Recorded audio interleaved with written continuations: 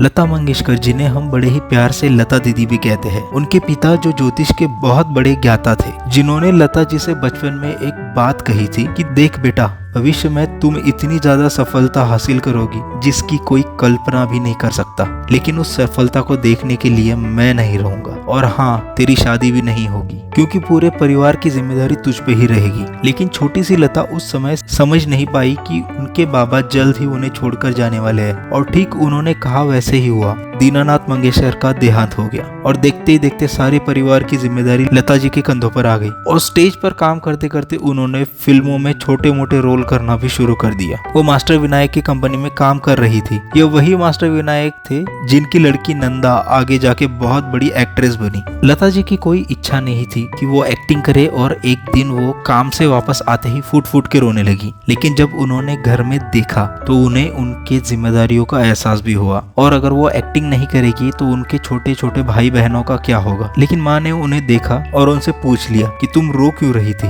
तो लता जी ने कहा कि ये जो बनावटी माहौल है मुझे ये बिल्कुल भी पसंद नहीं है और मुझे ये नहीं करना। मैं सिर्फ सिंगिंग के लिए बनी हूँ और मुझे गाना ही गाना है। देखते ही देखते किस्मत ने इनकी इच्छा सुनी और उनको संगीत की शिक्षा भी मिली। लेकिन उन्हें फिल्म इंडस्ट्री में काम इतनी आसानी से नहीं मिला। उनके आवाज को सुन के ये भी कहा गया था कि उनकी आवाज बहुत पतली है। लेकिन इसके बदले में उनके मास्टर और गॉडफादर गुलाम हैदर साहब, इन्होंने इस बात को साबित करने में अपना पूरा जोर लगा दिया था कि लता जैसी आवाज किसी के पास नहीं है। उन्होंने इस चीज का बीड़ा उठा लिया था कि लता जी के जैसी आवाज लाखों में एक है और इससे वो साबित करके ही रहेंगे। उन्होंने लता जी को बड़े से बड़े ब्रेक दिलाए और उनका कहना था कि एक दिन दुनिया में इसी की आवाज गूंजेगी और बाकी आवाजें इनके आगे फीकी लगेगी। ये उनके पिता के बाद एक अकेले शख्स थे जिन्होंने लता जी की जिंदगी में एक अहम भूमिका निभाई। और जैसे जैसे उन्होंने सोचा था वैसे ही हुआ। लता जी ने ऐसे ऐसे दिग्गज कलाकारों के साथ काम किया जिनके साथ काम करने का अवसर शायद ही किसी को मिलता हो। मास्टर गुलाम हैदर, नौशाद साहब से लेकर शंकर जयकिशन की जोड़ी तक, मदन मोहन साहिब, अव्वल दर्जे के म्यूजिक डायरेक्टर साहिल चौधरी या फिर लक्ष्मीकांत प्यारेलाल तक। उन्होंने बदलती पीढ़ी में लक्ष्मीकांत प्यारेलाल, आर.डी. बर्मन और कल्याण जी आनंद जी के साथ भी उन्होंने काम किया। लता मंगेशकर ना सिर्फ गाने गाने में उस्ताद थी, उन्होंने ही पहली बार कहा था कि जिस गाने को किसी सिंगर ने गाया है तो उसकी रॉयल्टी भी उसको मिलनी चाहिए। रिकॉर्डिंग के बाद जब पेमेंट हो जाए फिर भी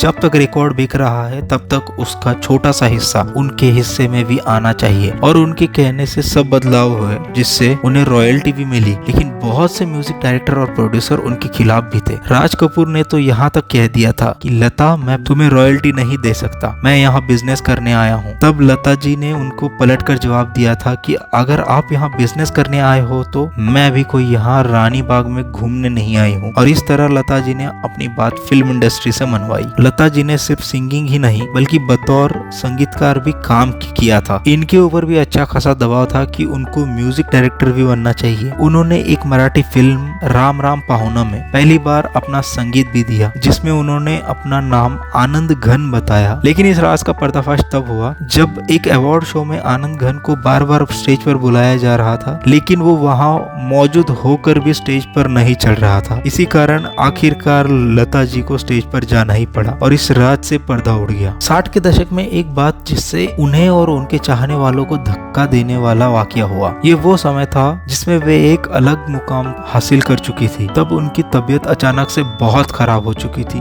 और उन्हें मौत के मुंह से बाहर निकाला गया था। डॉक्टर ने उन्हें कहा कि कोई आपको धीमा जहर दे रहा है और डॉक्टर सही था। इनका एक रसोइया इन्हें हर रोज थोड़ा थोड़ा करके धीमा जहर दे रहा था जिसकी वजह से उनकी जान भी जा सकती थी। लेकिन लता जी के बीमार पड़ने से वे रसोइया भी भाग गया। अगर अवार्ड्स की बात करें तो लता मंगेशकर ने पद्म भूषण, पद्म विभूषण, भारत का सर्वोच्च पुरस्कार भारत रत्न के भी हकदार वे रह चुकी है। फिल्म फेयर अवार्ड्स पर लता मंगेशकर ने कहा कि अब नए सिंगर को भी मौका मिलना चाहिए, इसलिए एक वक्त के बाद उन्होंने अवार्ड लेना भी बंद कर दिया था। उनके पिता ने कहा था और उनकी जिम्मेदारियों के कारण उनकी शादी भी नहीं हुई थी। लेकिन वो कहा करती थी कि मेरे भाई बहनों के बच्चे भी मेरे ही बच्चे हैं। जिन जिन संगीतकारों के साथ उन्होंने गाने गाए उनके साथ उनकी बड़ी अच्छी सी जमती थी, जैसे दादा बर्मन, आर.डी. बर्मन, नए दौर के संगीतकार जतिन ललित हो या A.R. रहमान। लता मंगेशकर ने हर दौर में अपनी मीठी आवाज से सबका दिल जीता है।